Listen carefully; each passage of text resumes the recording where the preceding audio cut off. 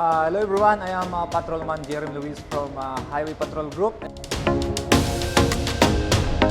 Alright, so dito tayo ngayon para sa installation ng ating AIO-5, yung wireless na cellphone holder, tapos TR100, ayan, and then the TPMS. Ayan. So ito yung kakabit nila sa ating issued motorcycle.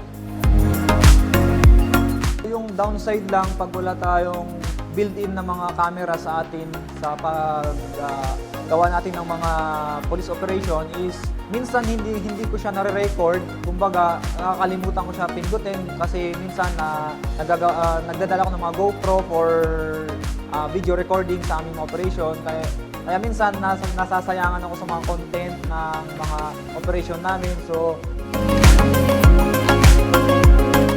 minsan nakakapag-distract siya sa akin at yun nga, minsan hindi ko siya napipindot. Sa mga biyahe ko rin, hindi ko na rin siya ginagamit kasi medyo mabigat sa helmet.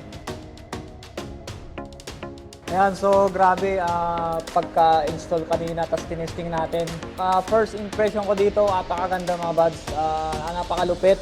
At yung pwede mong i-connect yung phone mo dito, so hindi mo na kailangan ilabas yung phone. Tapos yung kanyang camera, very clear. Pwede ito pang vlogging sa pagre-recording ng ating mga operations, gaya ng mga checkpoint. Ayan, yung pinakamalaking advantage is yung safety. Kasi yung ito, pag andar mo pa lang, yun, nagre-record na siya.